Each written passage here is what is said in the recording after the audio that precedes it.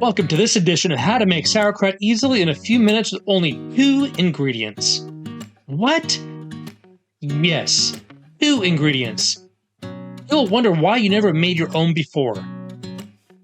I start with the ingredients and then quickly show you how to cut the cabbage following through to the fermentation. Last, I taste it and compare it to some other types of ready-to-eat sauerkraut. You'll be able to make this sauerkraut after watching this fast recipe. Dine with Devin. I'm that cooking guy taking you on a culinary journey to make the recipes you love. Sauerkraut is easy to make with many health benefits. Take a nice head of cabbage, cleaning it while reserving one outer leaf for later. Half the cabbage, remove the core, and cut it in half again. These smaller quarters make it easier to get a nice thin slice. Slice the entire head and move it to a bowl to work with. Add 3 teaspoons of salt to what is about 2.5 pounds cabbage. These are the only 2 ingredients you need. Mix the salt into the cabbage and begin crushing the cabbage.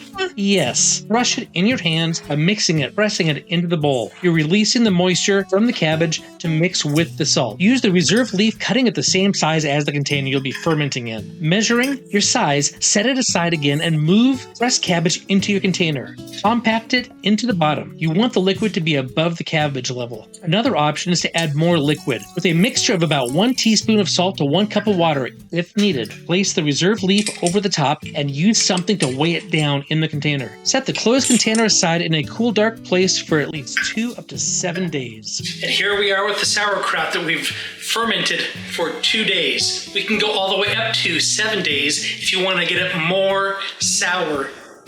But I'm going for a very mild flavor in it. But now before we get into it, I'm going to go ahead and show you what I think of the different flavors. First, we have this one that comes fresh in a jar. Go in and get a little taste of this. This is one that I do like.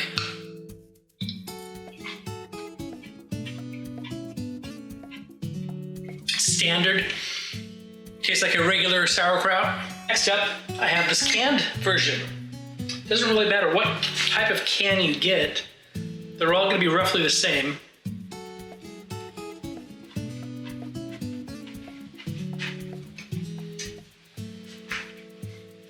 Between the jar, which is a nice mild version, and this can, this actually brings me back to some hot dog stands like Wiener Schnitzel. And it has that kind of very strong sour taste to it. But now let's see what we do with this version of the sauerkraut that we made together just a moment ago.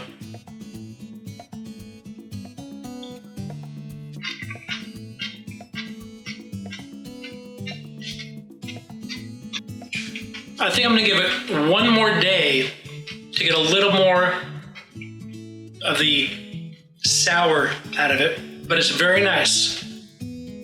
Has a very nice fresh crunch to it, which is beautiful, and has a fresh flavor.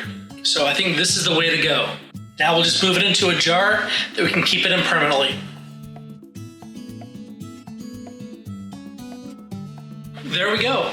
Hold it in the fridge after you finish fermenting it to the flavor and sweetness that you desire, and it'll maintain that level. But this is it. Thank you. Check out this next video up here and what we're going to put it on.